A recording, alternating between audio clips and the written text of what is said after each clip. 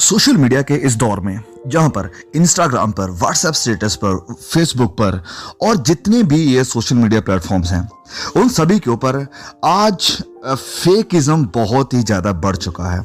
मतलब लोग social media पर कुछ और दिखाई देते हैं लेकिन जो रियल लाइफ है वहां पर कुछ और दिखाई देते हैं। हो सकता है सोशल मीडिया पर एक बहुत बड़ी स्माइल के साथ फोटो पोस्ट कर दी, लेकिन रियल लाइफ में कितने दुखी हैं, कितनी परेशानियां हैं, ये लोग नहीं जानते हैं जो सोशल मीडिया को देखते हैं। ये सिर्फ वही इंसान जान सकता है जिसने इस पोस्ट को शेयर किया है। तो इसलिए ओरिजिनलिटी यानी असलियत में और फेकिज्म में आज अंतर ढूंढना बहुत डिफिकल्ट हो चुका है, क्योंकि ज़्यादातर लोग लोगों को जानते हैं सोशल मीडिया के ऊपर ही।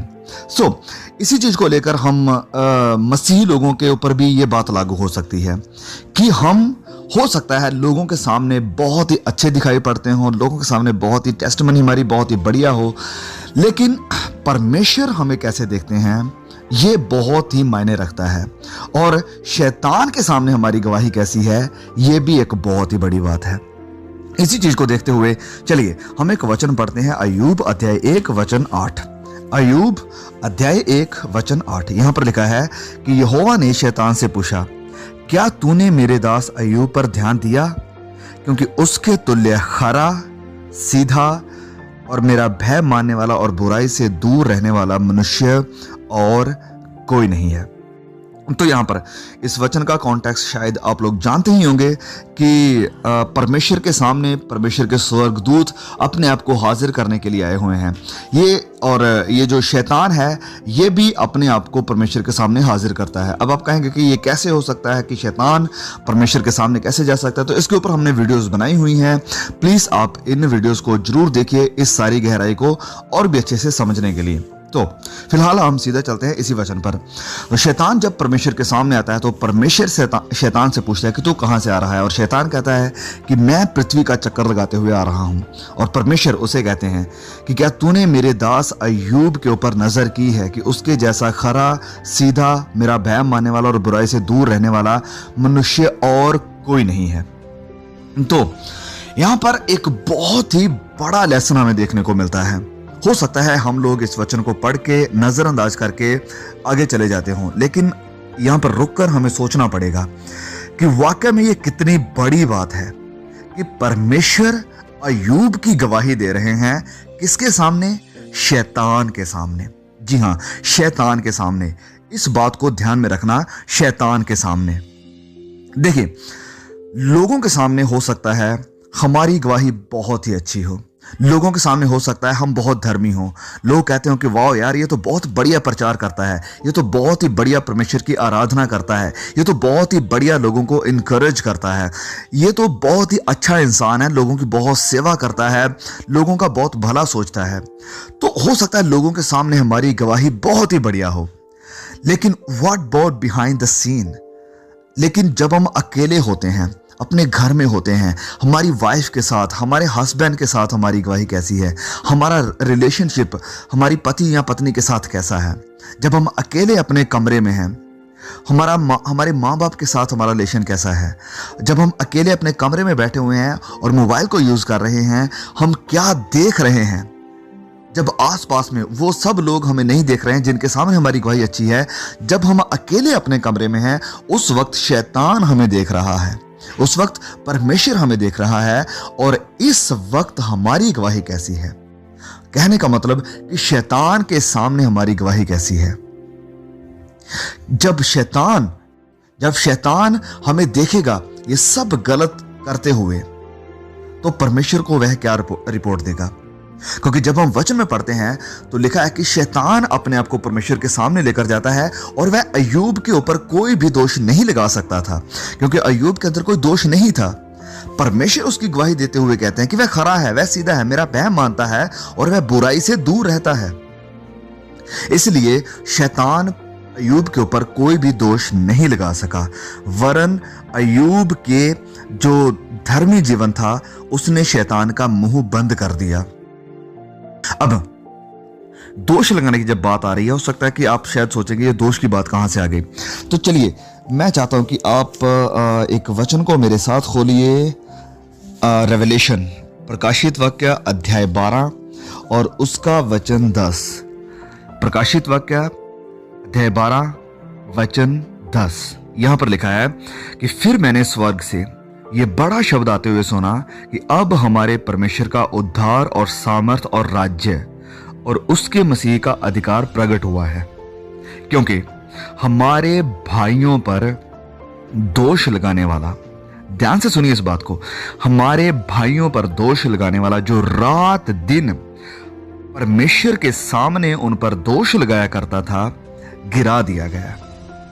तो देखिए वचन कहता है कि रात दिन भाइयों पर दोष लगाता है, भाइयों के ऊपर, उसे गैर मसीहों के ऊपर, अन्य जाति के लोगों के ऊपर, उन लोगों के ऊपर जो सेकुलर हैं, जो नास्तिक हैं, जो पहले से ही उसकी टीम में हैं, उनके ऊपर दोष लगाने की कोई जरूरत नहीं है।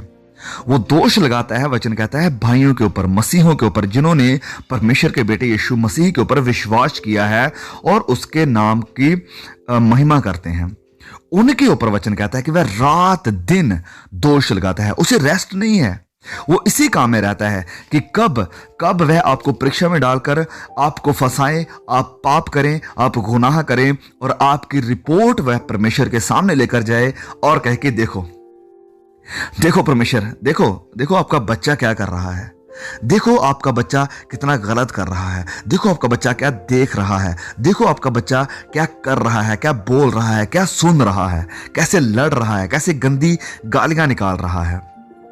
देखो यही आपका बच्चा है। देखिए जब ऐसा शैतान करता है तो सोच कर देखिए कि परमेश्वर क्या सोचते होंगे।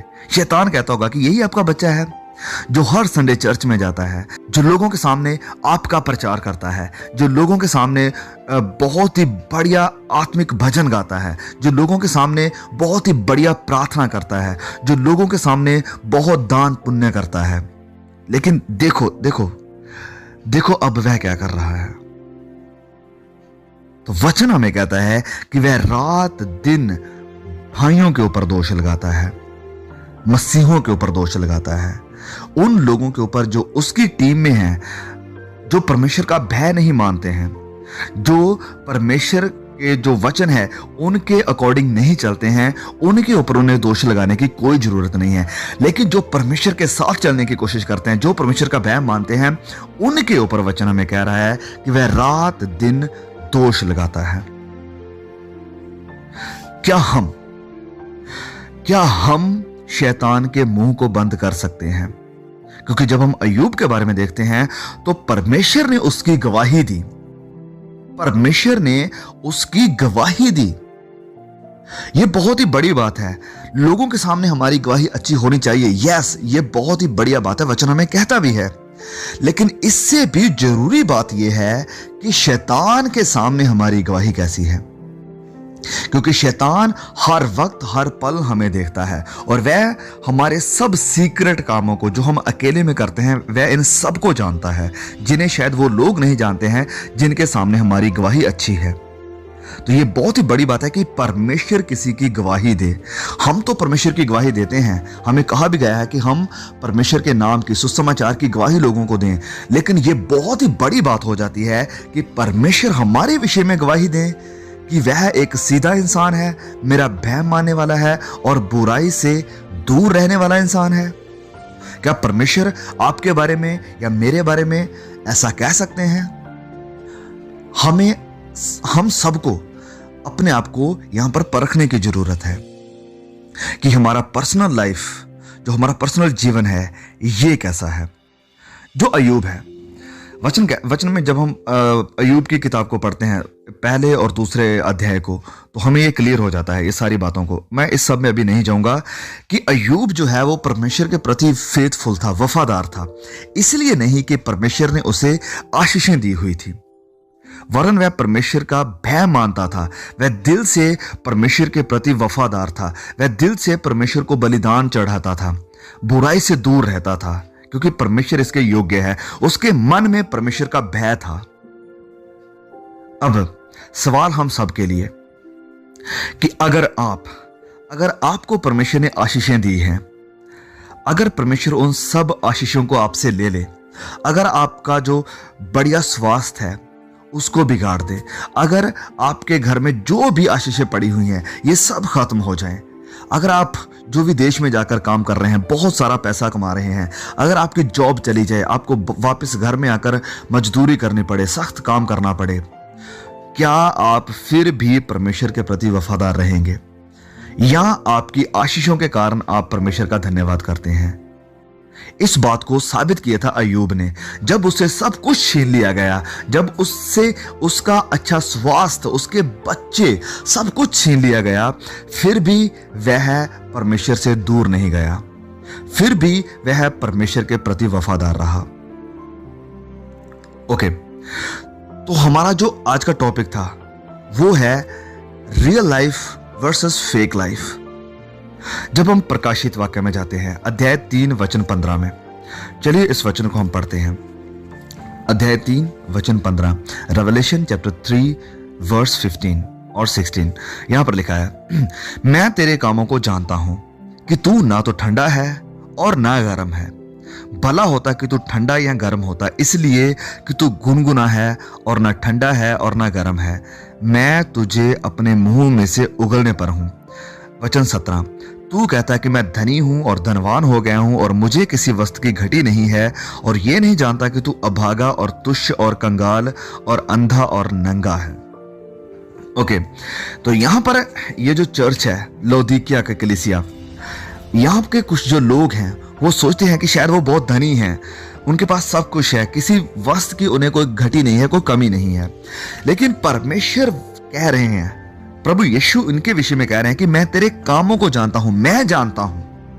लोगों के सामने तेरी गवाही अच्छी है। लोगों को अगर आपके बारे में पूछा जाए तो लोग कहेंगे कि यस, वह बहुत अच्छा इंसान है, वह तो बहुत ही बढ़िया आत्मिक इंसान है। लेकिन अगर परमेश्वर को पूछा जाए कि आप कैसे हैं, तो वो असल रिपोर्ट जाहिर करेगी कि आप असल में क्या हैं।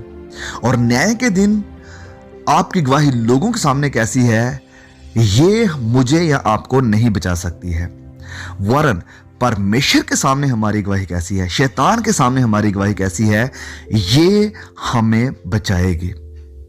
परमेश्वर कहते हैं कि मैं तेरे कामों को जानता हूं कि ना तो तू ठंडा है और ना गर्म है, तू सील गर्म है, तू चर्च भी जाता है, दुनियावी काम भी करता है, तू चर्च भी जाता है, परमेश्वर के भजन भी गाता है और सेकुलर गीत भी गाता है, तू जाके आराधना भी करता है, साथ ही साथ फिल्मी गानों को भी एंजॉय करता है, तू परमेश्वर की महिमा को भी देखना चाहता है, साथ ही साथ तू उन फिल्मों को भी देखता है जो बुराई, दुष्टता और हर प्रकार के बुरे कामों से भरी हुई हैं। तो अंत के दिनों में, ध्यान से सुनिए मेरी बात को, हम अपना पूरा जीवन फेक या नकली रहकर गुजार सकते हैं। ओके, हम अपना पूरा जीवन फेक या नकली रहकर गुजार सकते हैं, लेकिन एक दिन हमारी सारी सच्चाई उन्हीं लोगों के सामने आ जाएगी जिनको लगता था कि हम बहुत धर्मी हैं, हम बहुत आत्मिक हैं। एक दिन हमारी सारी सच्चाई ये सब लोग भी जान जाएंगे। तो आप किसके सामने सही बनने की कोशिश कर रहे हैं? क्या आपकी लाइफ ओरिजिनल है या फेक है? लोगों के सामने कुछ और परमेश्वर के सामने कुछ और है। ये हम सबको अपने आप में परखने की जरूरत है, क्योंकि इस दौर में जिस वक्त में हम रह रहे हैं, ये बहुत ही आसान हो सकता है कि हम अपने आप को एक फेक इंसान बनाकर रख लें। लेकिन परमेश्वर आपकी ओरिजिनलिटी को, आपकी असलियत को जानते हैं, और आपकी असलियत के हिसाब से ही आपका और मेरा न्याय किया जाएगा। तो एक बार फिर मैं आखिर में कहना चाहता हूं कि शैतान आपके और मेरे पल पल से वाकिफ है, और वह हमारे हर पल की रिपोर्ट परमेश्वर को देते हैं। जब भी हम कुछ गलत करते हैं, जब भी हम पाप में गिरते हैं, जब भी हम कुछ गलत देखते हैं अपने मोबाइल में, अपने लैपटॉप में या कहीं भी, तो परमेश्वर इसे जानते हैं। जब आप गलत बोलते हैं, परमेश्वर इसे जानते हैं। जब आप गलत सुनते हैं, जब आप गालियां निकालते हैं, शैतान इसे देखता है और वह परमेश्वर के सामने जाकर इसकी रिपोर्ट देता है। और सोच कर देखिए कि जब वह आपकी रिपोर्ट परमेश्वर के सामने देता है तो परमेश्वर के ऊपर क्या बीती होगी, जिसने अपने इकलौते बेटे को आपके और मेरे गुनाहों के लिए भेज दिया कि वह जाए और एक बच्चे के रूप में, इंसान के रूप में पैदा हो। तो परमेश्वर को ये सब देखते हुए, आपके बारे में सब सुनते हुए कैसा लगता होगा? शैतान के सामने परमेश्वर का फेस कैसा रहता होगा? तो ऐसा ही कुछ मैसेज था जो हमने पिछले संडे अपलोड किया था, और वो मैसेज दिया था ब्रदर डेविड प्लैट ने। और अगर आपने वो मैसेज नहीं देखा है तो प्लीज़ उसे भी जरूर देखिए। वो भी सच में बहुत ही आत्मिक और बहुत ही चैलेंजिंग मैसेज है। तो परमेश्वर इस संदेश के दौरान आपको बहुत आशीष दे। प्लीज़ इस संदेश को और भी लोगों के साथ शेयर जरूर कीजिए, ताकि हम मसीही भाई बहन जो अभी भी सो रहे हैं, फेक जीवन गुजार रहे हैं, सब जग जाएं, ताकि जान सकें कि सच्चाई क्या है और अंत के दिन असल में मायने क्या रखेगा। तो परमेश्वर आपको फिर से बहुत बड़ी आशीष दे। जल्द मिलेंगे एक और नए वीडियो के साथ। सभी को जय मसीह की।